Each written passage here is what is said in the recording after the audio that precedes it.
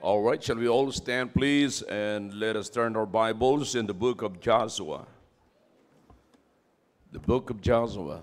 Again, nandito pa rin po tayo sa ating series ng ating mga pag-aaral patungkol sa ating theme for this year, commitment.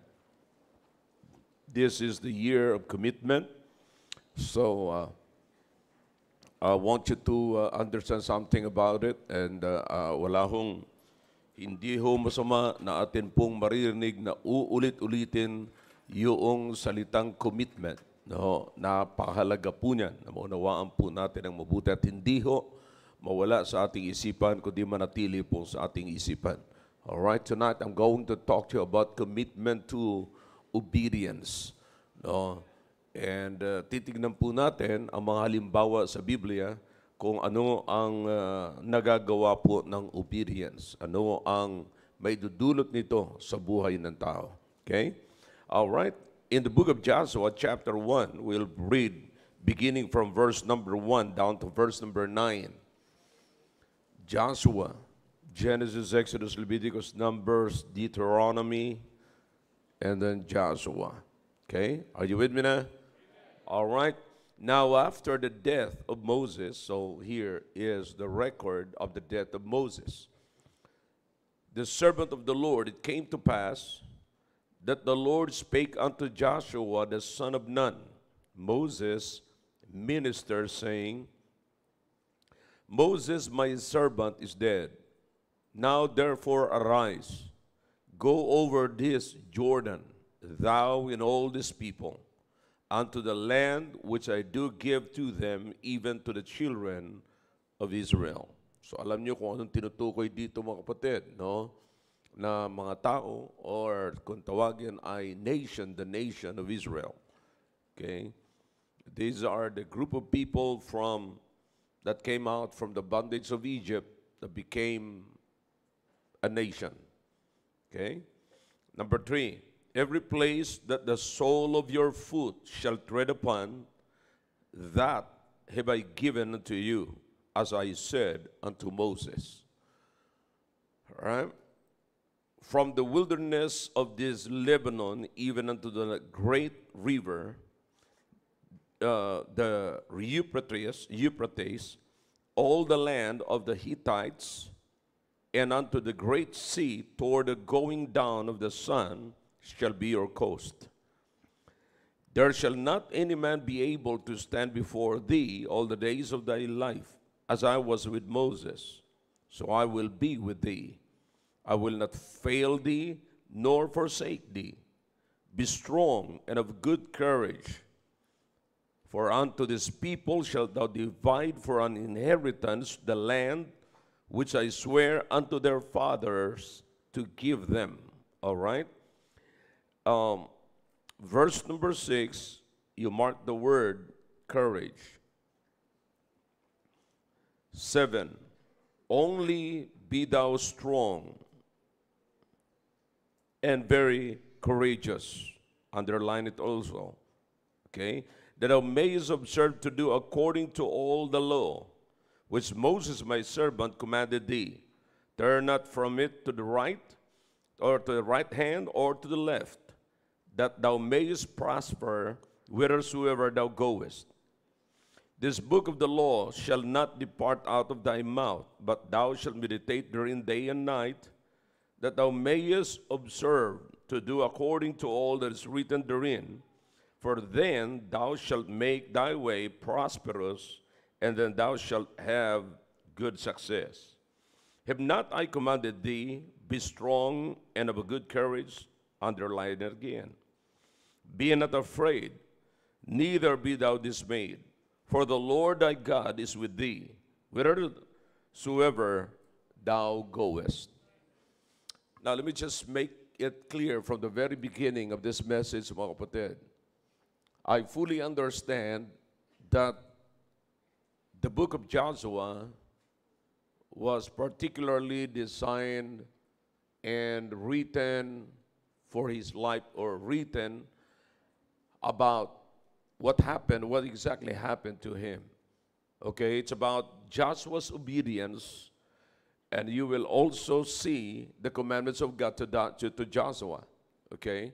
Pero bakit natin pinag-aaralan, mga kapatid? Kasi kung magagaya lamang natin yung ginawa ni Joshua, meron tayong parehas na result. Because doing the same principle gives you the same result. Did you get that? As simple as that. Okay? Sa mga kabataan ngayon, bakit kayo pumupunta rito sa church? Bakit meron tayong programa ng balikatan? Bakit meron tayong ganyan? Because you understand na if you can do the same, then you can have the same result.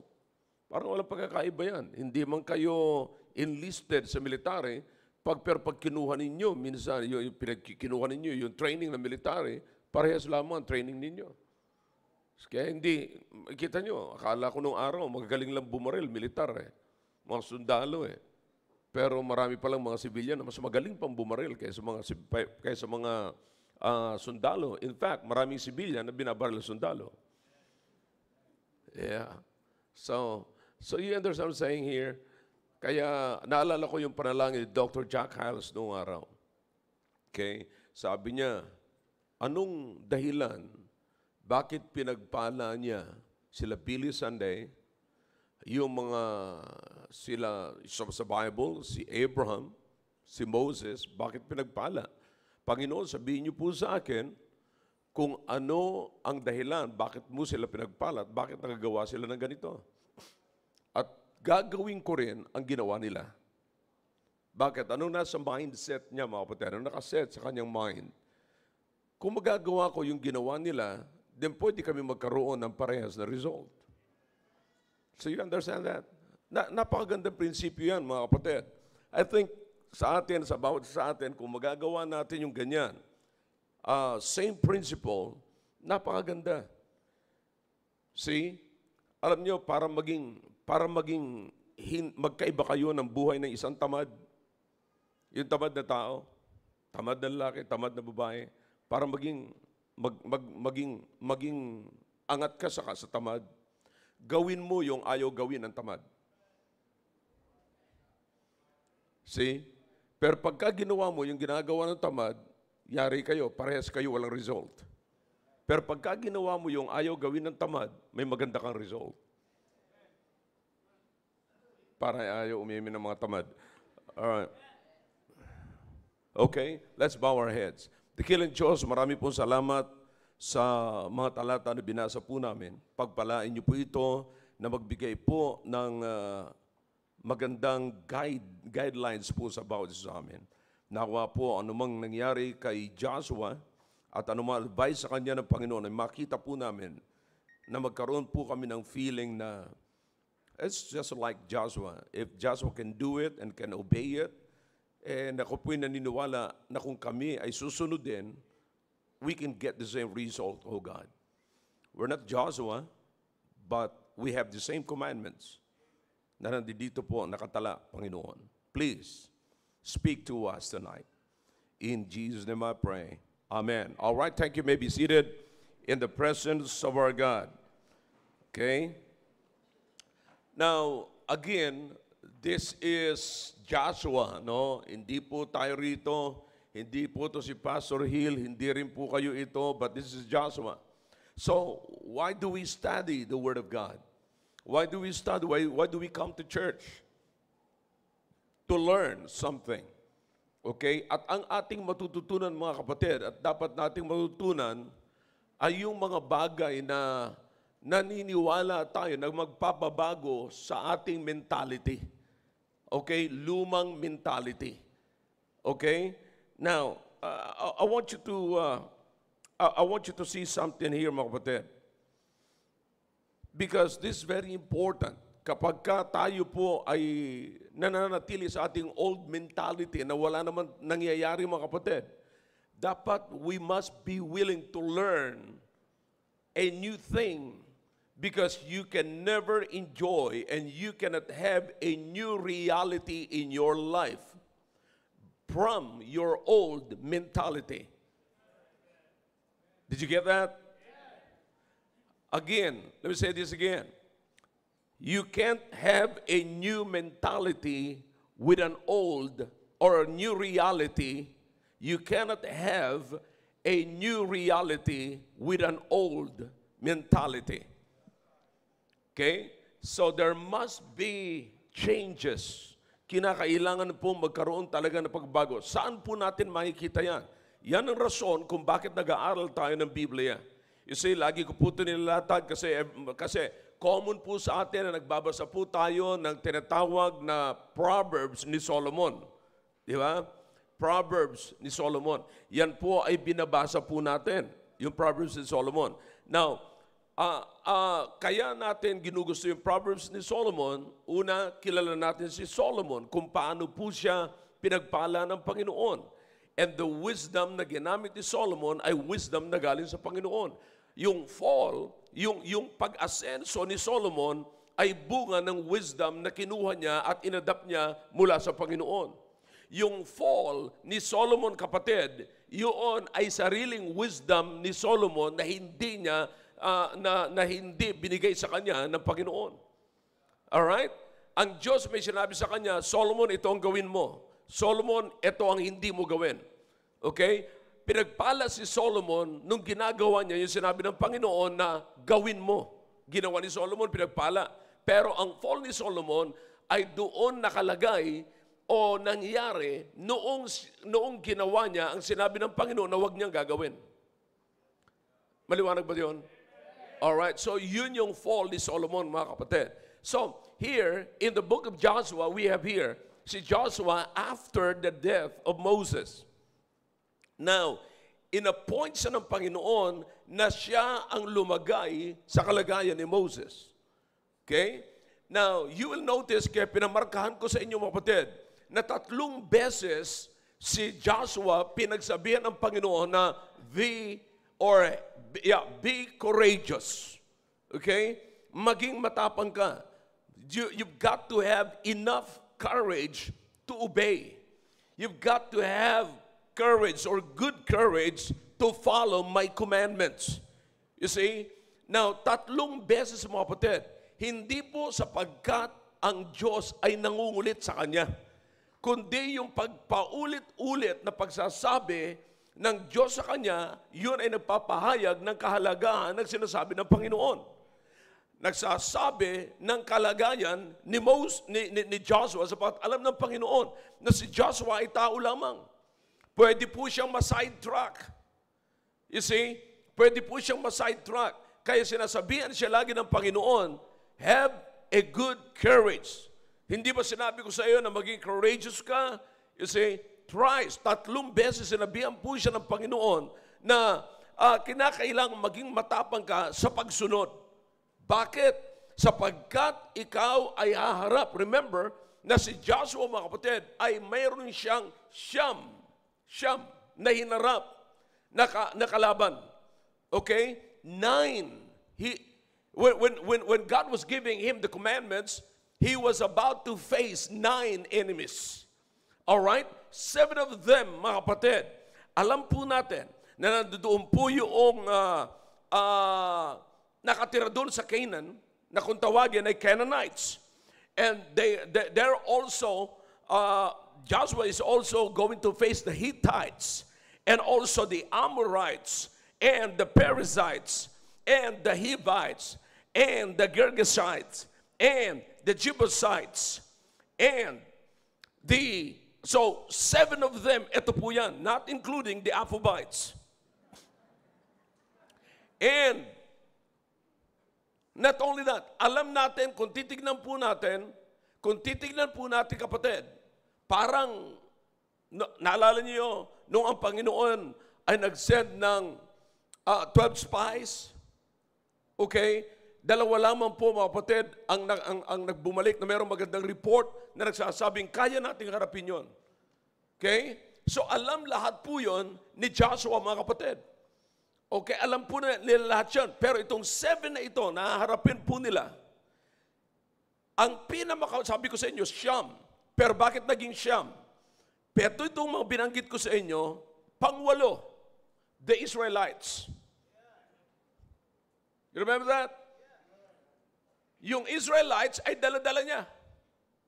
You see? So remember na yung kaaway niya ay dala-dala niya. See that? The negative people. And pangsiyam, his own fear. His own fear. Kaya nga po mga kapatid, ang sabi ng Panginoon, be courageous. Sapagkat ang matinding kalaban mo ay hindi yung Canaanites, hindi yung Jebusites, hindi yung Hittites, hindi yung Amorites, kundi hindi, bagamat mabigat yung dala-dala mong kaaway, yung Israelites, pero ang pinakamatindi, yung fear, sarili mong fear. You see? Alam niyo kung bakit mga kapatid? Because fear doesn't stop death, but it stops life. Let me say this one more time. Death doesn't stop death. Fear doesn't stop death, but fear stops life. You see? So, kapatid, pag hindi po natin nakita ito, minsan ayaw po nating ilagay ang sarili natin sa risk. You see? Pero naunawaan po natin na pagka wala tayong risk, if we are afraid of risk, we don't have our own story. No risk, no story. Oh yeah, I'm telling you, hindi mo makikita ang kapangyarihan ng Diyos, wala kang masasabi, may experience na ginawa ng Diyos sa buhay mo. You see that? So this is very important, mga kapatid. You have to understand kung bakit pinakita sa atin dito ng Panginoon yung buhay ni Joshua. Because it's all about obedience, and obedience not just to a person, kapatid, but also in His Word. So makikita niyo mga kapatid, ang sabi ng Biblia sa verse number 8, this book of the law shall not depart out of thy mouth. Okay? Bakit?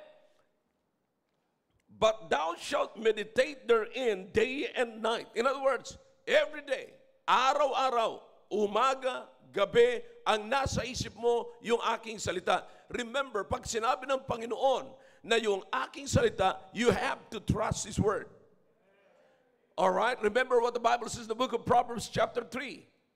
Ano sabi ng Biblia? Trust in the Lord. Trust in the Lord. You see? Now, let me, para matandaan niyo po ang Biblia, mga kapatid, para matandaan niyo, let's go to the book of Proverbs chapter 3, para meron kayong mabibilugan po dyan. Alright? Are you there? Proverbs chapter 3. Trust in the Lord with, what is the next word? All. Alright, bilugan niyo po yan. Not just some. Hindi lang ho, mga kapatid, bahagi, kundi buong puso ay ibibigay natin sa Panginoon. And notice what the Bible says here. With all thine heart and lean not unto thine own understanding. Now listen, here is Solomon nagsasabi. Sabi ko sa inyo kanina, pinakita ko sa inyo kung sino Solomon at bakit mahalaga, bakit pinipili natin ni Solomon. Look in verse number 6. And, what is the next word? All. See that? Not some. So verse number 5, we have all. So verse number 6, we have again all. In all thy ways acknowledge Him, and He shall what? Direct thy paths. Listen, kapatid, hindi po posible. Kaya sabi ko sa inyo, bakit paulit-ulit na sinasabihan mga kapatid ng Diyos si Joshua na be of good courage. Maging matapang ka because you'll be facing enemies. And enemies can change your direction, can change your perspective. And once your perspective is changed, then your direction is changed.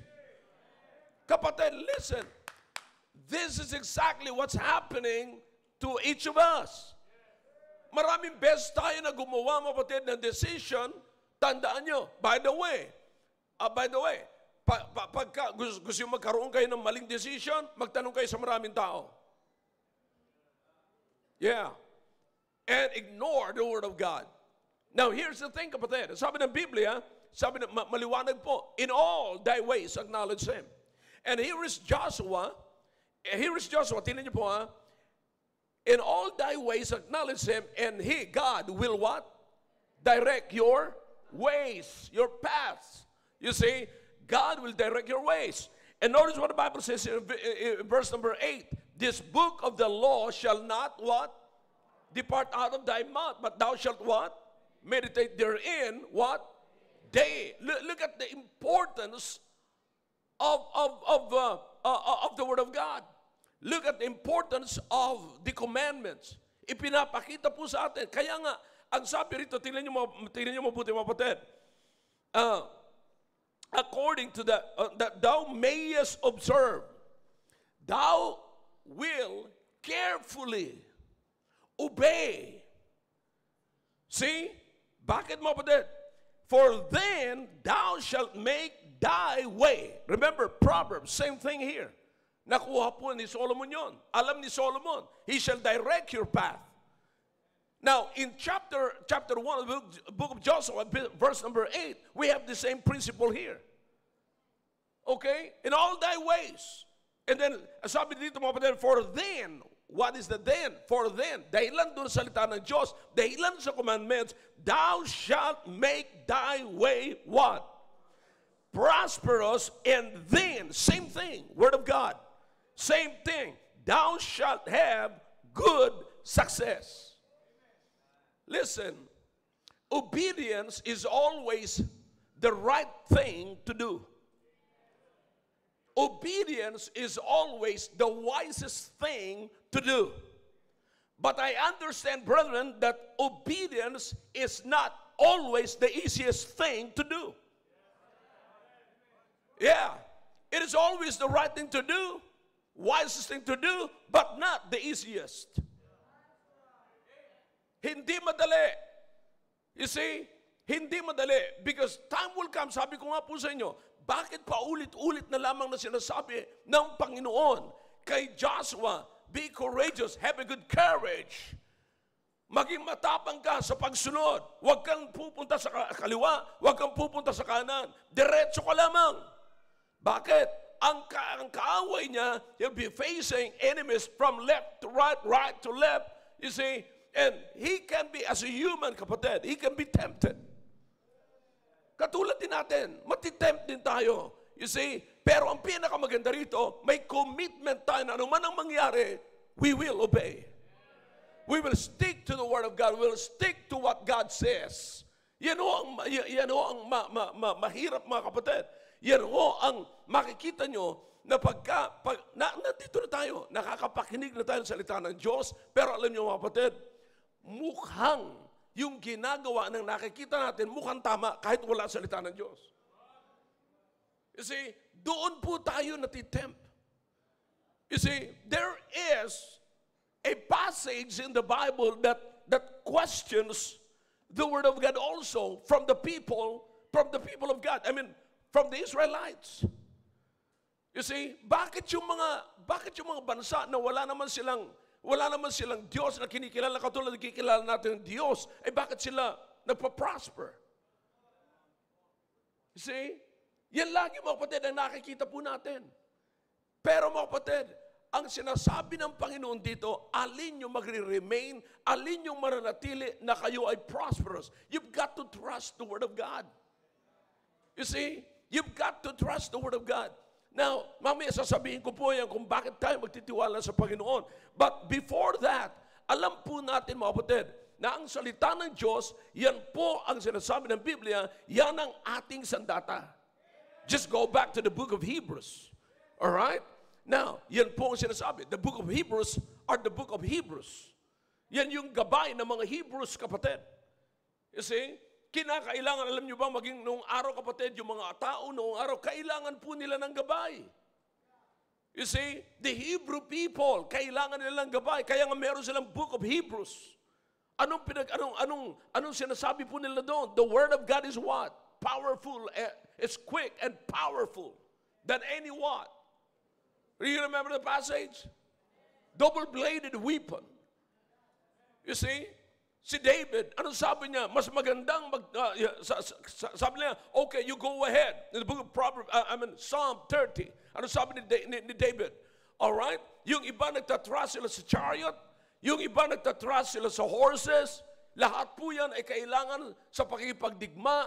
At kung meron kang ganyan, parang lamang ka sa pakikipagdigma. Pero sabi ni David, we will trust in the Lord our God. You see that? We will trust in the Lord. Remember, si David ay isang hari din. Mandirigma ng Panginoon. At yan ang taong nagsabi, ang isang haring nagsabi na sabi niya, okay, ako'y nagpapasalamat sa Panginoon sapagkat tinuruan ng Diyos ang aking kamay na magpagdigma. See, now here's the thing, kapatid. Ang kailangan po natin ay magkaroon tayo ng courage to obey. Yan po ang kailangan ng bawat isa. Now, yan yung makikita natin dito sa buhay ni Joshua. You see, ang problema, kapatid, sabi ko nga sa inyo, ang fear doesn't stop death, but it stops life.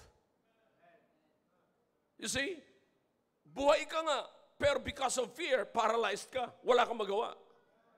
Because you're afraid to do the right thing. You're afraid to do the right thing. You're afraid to be ridiculed. Or para makantsawan ka, natatakot ka sa gano'n. Natatakot ka maging mag-isa.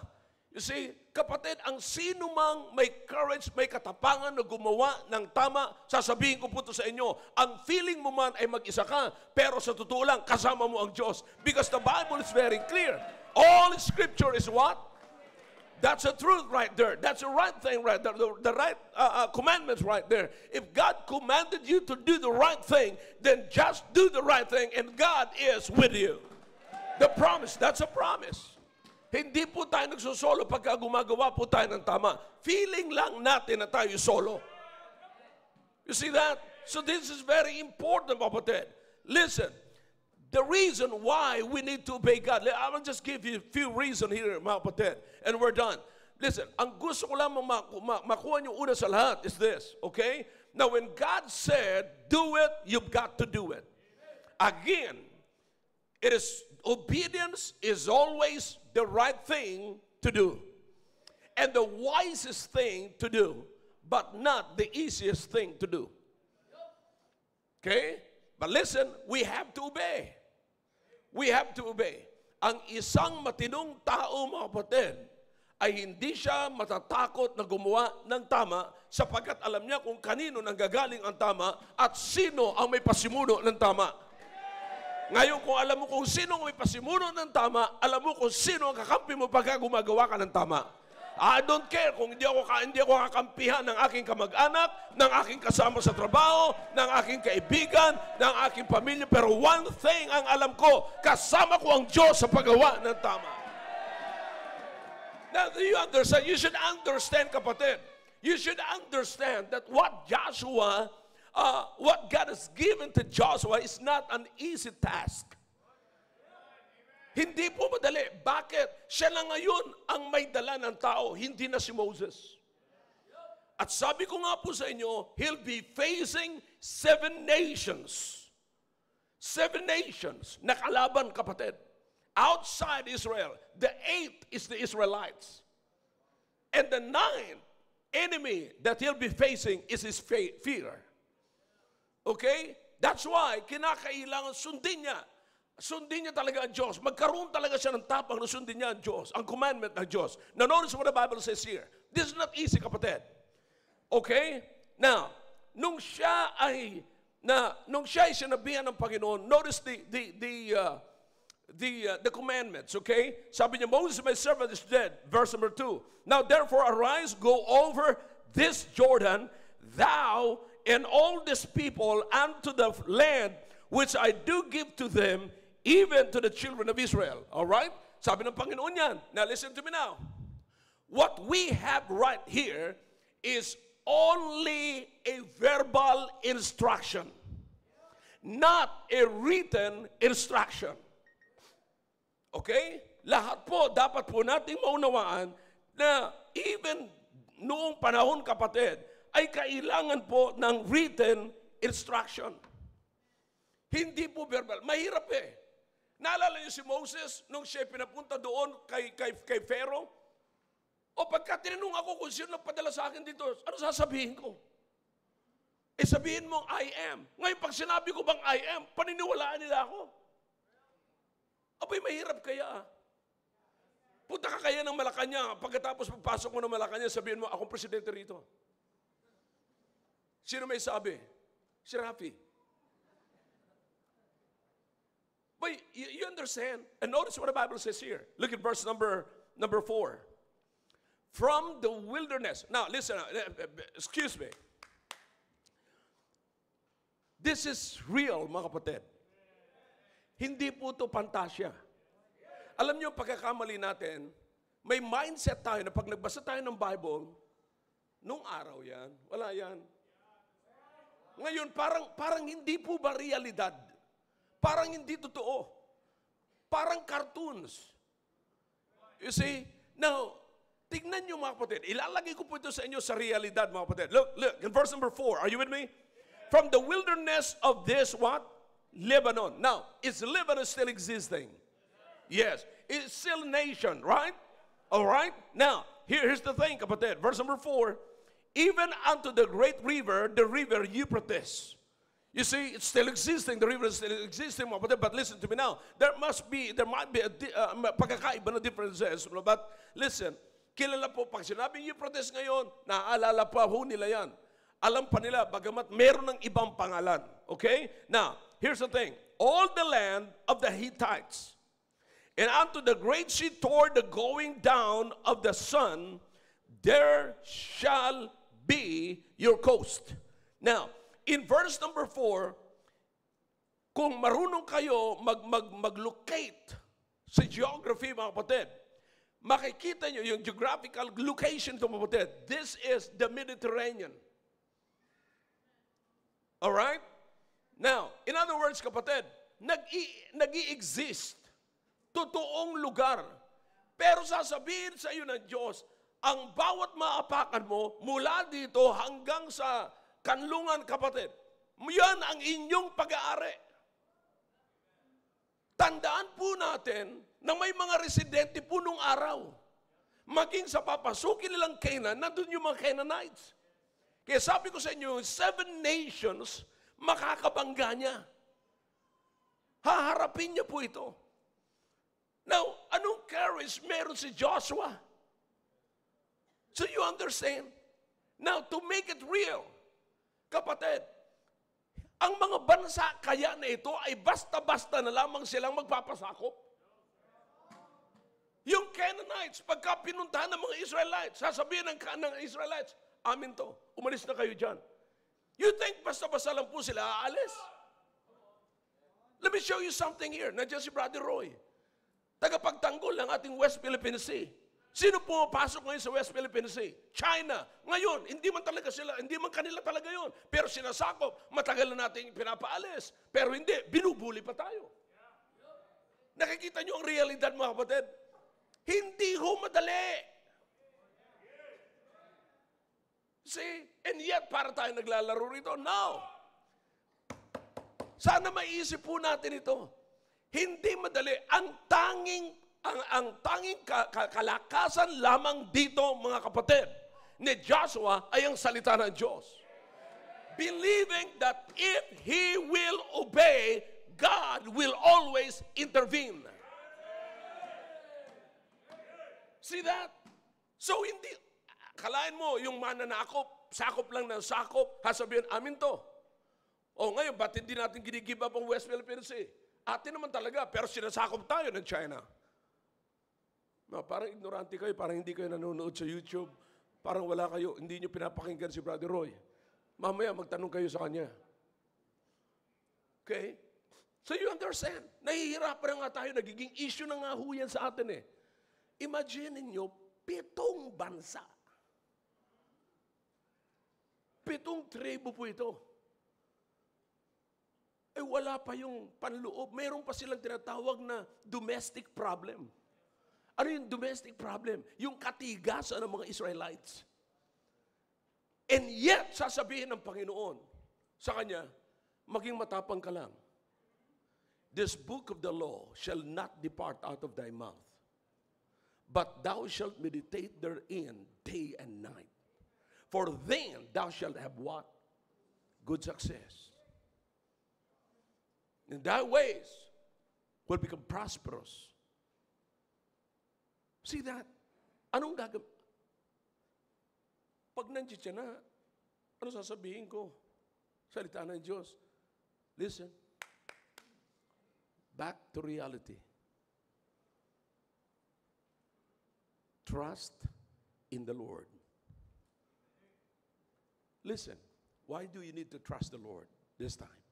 Why do you need to obey the Lord? Here's the thing. Do you understand? I hope you still familiar with the passage in the book of Romans that the Apostle Paul quotes. What is that? 8, verse number 28. Do you understand that only God can turn good things and can get good things out from bad things? Diyos lamang ho. Diyos lamang ang pwedeng makagawa niyan. Diyos lamang ang pwedeng magpalabas ng mabuti mula sa masama. Tandaan niyo, sinabi ng Biblia, ang masamang puno, bubunga ng, come on, masama. Mabuting puno lang ang nagbubunga ng mabuti. Pero kapatid, the Bible is very clear when the Apostle Paul said, all things work together for good to them that what? Love the Lord. You see, only God can do that. Diyos lamang ang pwedeng magpalabas ng mabuti mula sa masama at Diyos lamang ang pwedeng mag-turn ng masama sa mabuti. That's why kailangan lamang po na tayo ay sumunod at magtiwala sa Kanya at sumunod. Here's the thing, kapatid. You've got to obey God and leave the consequences to God. Ano man ang consequences, kapatid, ng iyong ginagawa sa pagsunod sa Panginoon, leave it to God. It doesn't belong to you. Kaya tayo kinakabahan, pati yung consequences, kinakabahan tayo sa consequences. You see, alam nating mabuti yung ating ginagawa, alam nating maayos ang ating ginagawa, alam natin ang Diyos nandiyan, pero takot tayo sa consequence. Kapatid, ang dami na natin itong church na ito, ang dami natin sinagupa, mga kapatid. Hanggang ngayon, mayroon pa tayong sinasagupa. Ang problema lamang natin, kapatid, natatakot tayo sa consequence. Natatakot po tayo sa consequence. Pero kapatid, just obey God. Just obey God. Yan ang kailangan natin. Ano man ang mangyari sa atin, obey. Obey. Obey. Alam ko yung obedience, sabi ko nga sa inyo kanina, it's always the right thing to do. And it's always the wisest thing to do, but not the easiest. Bakit? There's always consequence. Pagka ginawa mo, pagka sumunod ka, may consequence yan. Pero listen to me now. Ang consequence, kapatid, hindi na sa'yo yan. The Lord will take care of that. Take care of it. Maaaring sabihin natin, Pastor, medyo delikado yung ganito, ganyan. Well, do you think God cannot or is not able to turn it from bad thing to good thing? It's clear, kapatid. Maliwanag ko ang sinasabi ng Biblia. The good and the bad things, God can work it out. God can work the good and the bad things to work together. At pagka pinagsama-sama yan ng Panginoon, alam ng Panginoon kung anong lalabas niyan. Listen to what the Bible says in the book of Jeremiah. Sabi ng Panginoon, I have a plan for you. Not evil, but prosper. Maganda ang plano ko sa inyo. You see, maaaring on the way, kapatid, ay hindi maayos. Pero sa dulo niyan, kapatid, ang sabi ng Biblia, maliwanag ang sinasabi ng Biblia, expected end. inaasahan ng Diyos ang katapusan. Alam na, in other words, kapatid, alam na ng Diyos ang katapusan. Pagka, listen, everybody, heads up. Pagka ang Diyos may inutos sa atin, may pinagawa sa atin ng Panginoon, alam na ng Diyos kung anong katapusan yan. Hindi niya mamaniobrahin pag may nangyari na sa iyo. No, sir. Alam po natin na kailanman ang Diyos ay hindi nalilate. God always comes in the right time.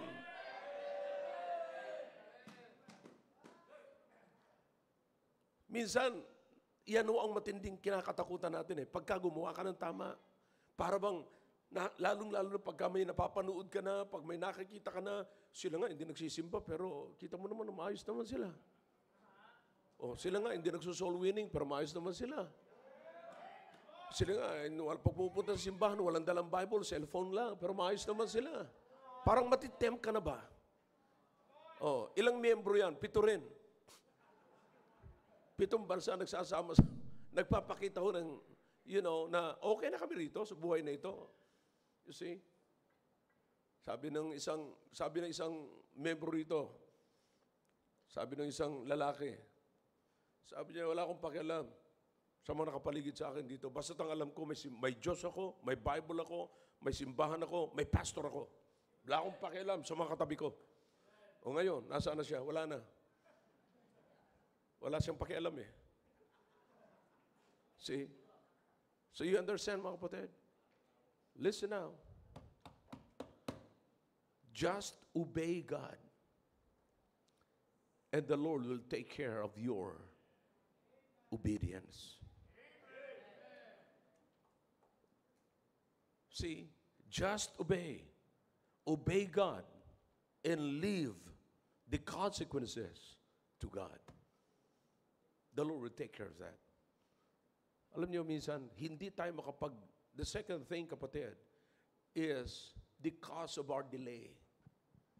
Why people are hesitating to obey God? Because of the present troubles that we are facing na hindi pa ho natin nakikitaan, kapatid, ng kalutasan. Diba?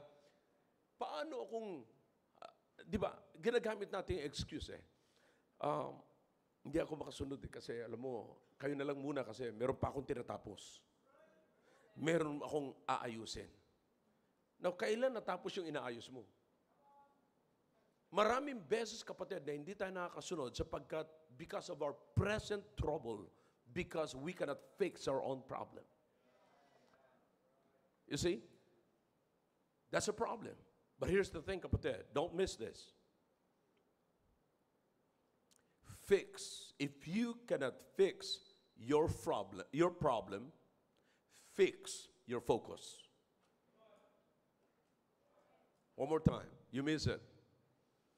If you cannot fix your problem, fix your focus.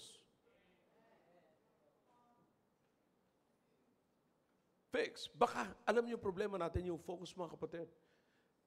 Hindi tayo nakafocus sa dapat natin pagbigyan ng focus. Kaya may problema tayo.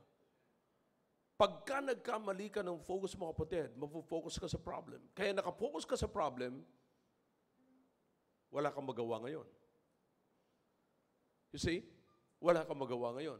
You are afraid na baka madagdagan palalo yung problema. Kaya sabi ko sa inyo kanina, fear stops life. Sa halip na makagawa tayo, sa halip na magdagan yung mga ginagawa natin, sa halip na makausad tayo, hindi natin ginagawa. Bakit? Ang focus natin ay mali. Pagka mali ang focus natin, mga kapatid, listen now. Sabi ng Panginoon kay Joshua, sabi niya, this book of the law shall not depart of thy mouth. But thou shalt meditate therein. Dito ka lamang. Dito. Ito yung focus mo. Kung anong sinasabi ko, kung anong written therein, kung anong nakasulat dyan, dyan ka nakapirmis. Sabi ko nga pagka naapektuhan ka, kung naapektuhan ka ng strength, yun, ng Canaanites. Who are the Canaanites? The original inhabitants of Canaan. See? Pag naapektuhan ka ng mga Hittites, ano yung Hittites, mga kapatid? Powerful people who played a significant role in the region's history ng Israel, kapatid, even in Canaan. See? So matinding mga kaaway ito ng Panginoon, nila Joshua, ng mga Israelites. So maaaring maapektuhan yung inyong focus, yung inyong karagdagang problema, itong magdudulot ito ng karagdagang problema. Kaya sinasabi ko sa inyo mga kapatid, just if you cannot fix your problem, then fix your focus. Saan ka ngayon nakafocus dito? Fix your focus here. Fix your focus on God. Trust His Word. Maliwanag ang sinasabi ng Biblia sa verse number 8. Back in chapter 1 of the book of Joshua, verse number 8. That thou mayest observe to do. Be careful with the word of God. Be careful with the commandments of God. Be careful with what I've told you to do.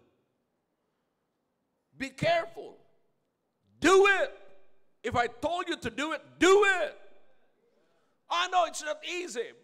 I mean, this is just a verbal commandment, kapatid. Walang written. Sana naunawaan po natin itong ganito, mga kapatid. Mga bansa ang kalaban niya, may mga inhabitants na doon sa pupuntahan nila. Pero sabi ng Panginoon, just do it. Naalala ko yung mga disciples ng Panginoon nung pumasok ang Panginoon. Naalala yung triumphant entry ng Panginoon. Nasabi ng Panginoon sa kanila, okay, pumunta kayo sa lugar na yon at pag may nakita kayong asno doon, kunin nyo. Kalagin nyo yung tali, dalhin nyo rito. At pag may nagtanong, nakita kayo ng may-ari na kinuha ninyo. Bakit nyo kinukuha yan? Pinapakuha ng Panginoong Jesucristo. Abay, hindi madaling gawin nyo, mga kapatid. Hindi madali. Remember Peter, nung sila'y nangingisda, buong magdamag, wala silang nahuling isda, and yet, sabi ng Panginoon, sige, mangisda kayo, araw na ho yun. Pero sabi ng Panginoon, sabi ni Peter, nevertheless, at thy word, we will obey. Listen, this word right here, kapatid, na hawak-hawak po ninyo, naghahanap pa tayo ng ibang libro para tayo ay magbasa at para kung paano tayo kikita, paano tayo magtatagumpay, kapatid. Mga kapatid, nandyan na. Dala-dala mo na yan every service. Ang problema po natin, mga kapatid, dalawa na ang hawak natin ngayon. Mas matindi ang tiwala natin dito na magagawa nito kaysa dito. See? And the truth of the matter is, mas mahaba ang oras natin dito kaysa dito.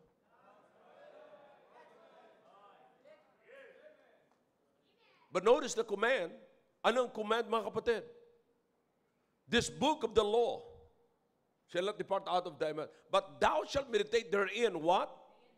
Day and night. Pero sino ang nakakaranas, mga kapatid, hindi humihiwalay sa atin day and night? Ito ba? Hindi. Ito. Nasa may tulugan pa ninyo. Ang pinapatungan pa nito ay malambot. Pero ito, kapatid, kung saan-saan lang. Be honest, be honest. Sino sa inyo, mga kapatid? Alam ng Diyos ang usapin natin ngayon. Binuksan nyo ang inyong Biblia nung linggo. Ngayon, sinara nyo nung linggo. Linggo ng gabi, sinara ninyo. At ngayon nyo lamang binuksan, ngayong gabing ito.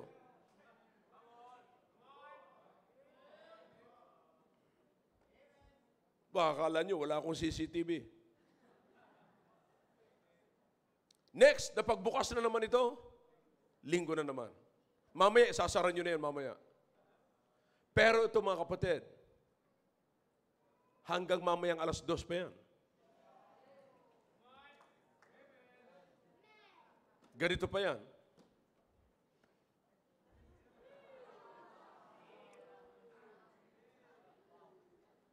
Pero yung Bible, pagdating ng bahay, ni hindi nyo man lamang pinunasan. Pero mga kapatid, saan nakasalalay ang buhay nyo? Dito o dito?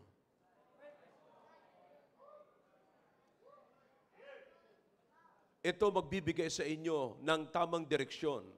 Ito, papatayin kayo sa radiation.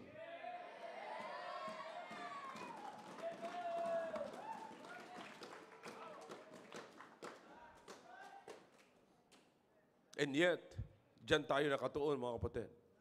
Parang hindi na tayo mabuhay na walang cellphone. Pero naranasan nyo ito, kaya nga sabi ko doon sa mga nagbabalikatan, naranasan nyo, masarap yung tulog. Dito, nakakatulog na maayos yung mga full-time. Bakit? Pagdating ng alas 10, wala lang cellphone.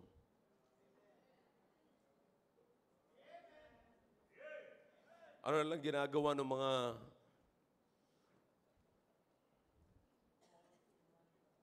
may relasyon? Nakatingin na lang lagi sa bintana.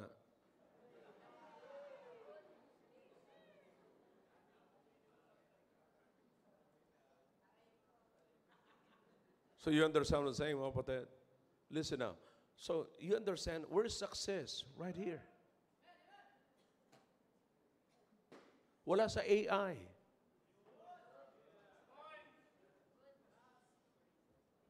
Nandito ang success. Itinuturo na sa atin, pinapakita na sa atin, kapatid. Listen, kaya nga sinasabi ko po sa inyo, ang kailangan lamang ho natin ay magkaroon tayo ng commitment sa obedience. Anong ibig sabihin nito, kapatid? Again, commitment. Babalikan na naman natin yung commitment. It's an agreement that you will put into action. Will you agree na kayo'y mag-uube? Gagawa ba kayo ng commitment ngayon? Ang ibig sabihin, nag-agree ako sa Diyos na itong pagsunod ko sa Kanya, ipapakita ko. Action. Yeah, I'll obey Him and leave the consequences to Him. Doon tayo takot na takot, mga kapatid. Brethren, we have to put this in our mind. Hanggat hindi po tayo natututo, you understand na may mga nagawa na po tayong problema, mga kapatid. Alam natin nagkaroon tayo ng problema. Parang naalala ko. Si Doc Sheila, merong humihingi sa kanya na advice, and then may mga naipakita na ng mga ebidensya na napagaling ng kanyang natural na supplements, you see. And yet, merong nag-ask sa kanya na nag-aalanganin, gustong bumili, pero may dati na siyang ginagamit ng mga gamot, mga kapatid. At yung gamot na ginagamit niya, hindi naman ho pampagaling, kundi pampigil lamang. Pampigil. Because yung gamot na yun, hindi naman dinidil yung root ng problem. Okay? Kumbaga sa painkiller lang. Pinapatay niya muna pansamantala yung pain. Yun muna ang pinapatay ng gamot na yun. Ang susunod na papatayin niya, yung nasasaktan. So, painkiller, para mawala yung pain, kinikil ng gamot na yun. Pero, yung kay Doc Sheila, ang pinapatay niya yung root. Pero sapagkat nag-aalanganin siya, hindi nagtitiwala sa kanyang pinapakita, parang, total, maganda naman yung pakiramdam ko, nawawala naman yung pain. Pero hanggang kailan ka gagamit ng painkiller na yan? Hanggang kailan ka gagamit ng maintenance na yan? Yeah. So maintenance, nagpapalakas ng loob para, anti-cholesterol, anti-high blood, calcium block, lahat para makakain ka uli ng karne, pagka pupunta sa church, tamlay, pagka pupunta sa handaan, ang saya-saya, Yeah. But, so you understand what I'm saying, mga kapatid? See, minsan yung salita ng Diyos, nandiyan na kasama na po natin. At ito nagsasabi, thou shalt have good success. Pero, dala-dala po natin, malungkot tayo, walang sigla. Hindi tayo excited. Alala ko kagabi, sinasabi ko nga Kinikwento ko kay Maki, kinikwento ko diyan kagabi sa meeting ng aming mga full-time. I don't know. Pero sinasabi ko sa kanilang pakiramdam, gusto kong, excited akong umuwi. Bakit? Anong nasa mind ko? Magbabasa na naman ako ng Bible, titignan ko na naman ang mga meaning ng mga words sa Bible, makikinig na naman ako ng preaching, I'm excited. I'm excited. I don't know. Kahapon lang yun, ha? Gusto kong umuwi. Bakit? Gusto kong magbasa ng Bible. Gusto kong tignan ng meaning. Gusto kong aral. Gusto ko na naman mag-aral. Gusto ko na naman uli makapakinig. I'm excited to do that. They're still hungering and thirsting. I'm a pastor. But I can tell you, mga kapatid, they're still hungering and thirsting in my heart, in my mind, in my soul, that I need the Word of God. It really matters, mga kapatid, yung salita ng Panginoon, a man shall not live by bread alone. I like it. I'm telling you, hindi pa ako naging excited na pumunta sa handaan kasi ang iniisip ko, may crispy pata doon. May kare-kare doon. Merong adobo doon. You know. Hindi kita tinatanong. Okay. And leave the preaching sa akin. Huwag kang makialam. Okay? And listen now. Here's the thing, kapatid. Here's the thing. Anong nararamdaman natin pagka hindi tayo nakakabasa ng salita ng Diyos? Kaya ko sinasabi ito, mga kapatid, sapagkat ito sabi ng Bible, thou shalt meditate therein day and night. And then, John, sa ginagawa mo, pag-meditate mo ng Word of God, na huwag nating isipin, kapatid, na magbabasa tayo ng isang chapter a day. No. Sinabi ko yung kagabi sa mga full-time. There's no commandment in the Bible, mga kapatid, na magbasa ka, required ka na magbasa ng one chapter a day. Huwag kayong sumunod sa mga nagcha-challenge sa inyo na basahin nyo ang Bible ng 3 months.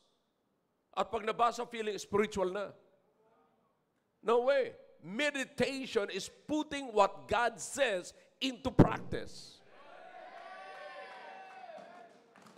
Now, if this is food, kapatid, ano magagawa ng pagkain na ito na hindi naman natin na-digest?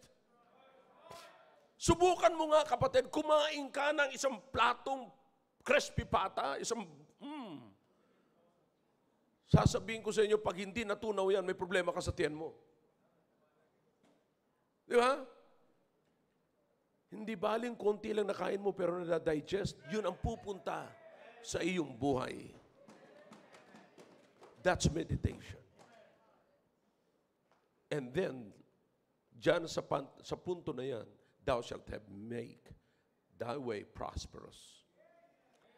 And thou shalt have good success. Am I clear to you? Kapatid, tandaan niyo po yan. If you cannot fix your problem, fix your focus. Obey God and leave the consequences to Him. Ako'y naniniwala, kapatid, na talagang makikita natin yung tagumpay ng buhay natin at yung pamamaraan natin. In all thy ways, what? Acknowledge Him. And He shall direct thy paths. Liwanag. Do you trust God? Then commit to obey. Commit to obey. Shall we all stand, please? Father, thank you for your words. Bless this message, O God, to the hearts of your people.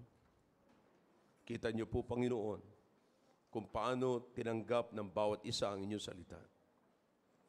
There might be something here, oh God, na maaaring sabihin po namin mahirap. Yeah, temptation not to obey is always there. Is always present. Disobedience is always present, oh God. The temptation to disobey your word and to follow the direction of the world is always present. But, oh God, tonight, give us the courage to obey your word. Help us to commit ourselves to obey. Bless your people as they come and make a commitment tonight. Your heads are bowed, your eyes are closed. God is speaking to your hearts through that message. Let's do something. Let's make a commitment tonight.